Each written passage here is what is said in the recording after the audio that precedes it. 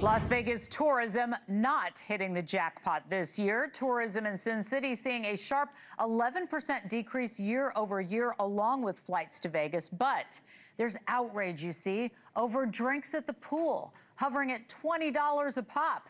Joining me now is Bruce Rosenberg, president of the Americas and COO of Hotel Planner. Thank you very much for joining us. I mean, $20 a pop sounds probably relatively normal, but that is very high, and it sounds like it's going up. What do you think of the pricey drinks? Is that keeping people away? It's part of the story that's keeping people away. I spoke to three of my friends when I learned I was going to be on your show today, and unsolicited, they said, like, Vegas has gotten too expensive. And these are all experienced travelers. They go to shows, they travel for personal needs, and without even asking them, you know, what's your opinion about Vegas, they said, wow, it's gotten really expensive. Yeah, I mean, when you go to Vegas, I mean, it's just this multi-layered event, right? You've got the hotel, and if you go, chances are you're going to go to a show. I went to a convention there, and it was really, really expensive. And I was thinking, how do people afford to do this? You know, data shows that much of the decline is actually coming from a decline in tourism from Canadians, because apparently they make up the largest share of international visitors to the city, and that is according to the Las Vegas Review-Journal. So I'm just wondering what your read is on that. I know you're tapped in. Is that what you're hearing? Yeah. You know, could it be because of the tariffs? No, that's true. I think it's a combination. I think it's a Trump effect, and I think there's some uncertainty with the tariffs.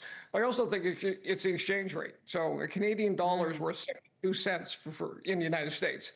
So if you have expensive pricing already in the destination, and now your dollar's only worth $0.75 of a dollar, you know, in the country, you know, it's going to be a much difficult way to travel.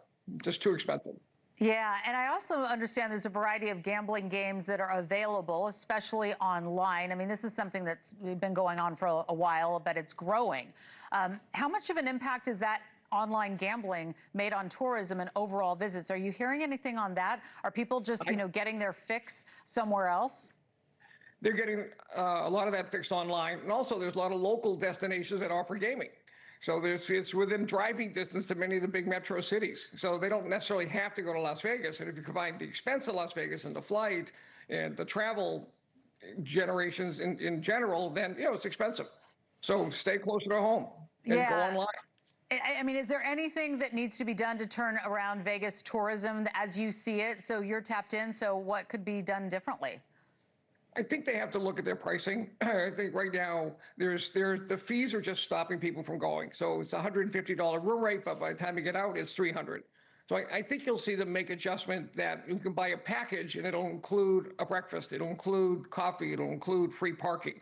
So I think for the new conscious travelers, they'll come up with packages that are going to close and give people the reasons to go to Vegas. Yeah, and really, I'm sorry, go ahead. No, I said they're going to figure out how to get people there. And if they have to take a hit on the revenue, they can't charge everybody for parking, okay? They're going to figure out how to do that. Yeah. Well, okay, so while I have you, I just wanted to ask you really quick, where else should people go? Because I'm heading west tomorrow, and just everything is so expensive. I can't believe it. Well, Miami's expensive, but it's in high demand. And if you're traveling with family, Orlando is always popular. So that's a destination. So I live in South Florida, and you know, Vegas is still a number 1 or 2 destination with us week to week. But Orlando's there too, and Miami is just continues to be hot, not just for the weather.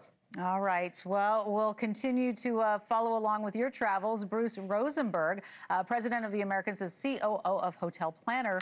Thank you very much for joining us.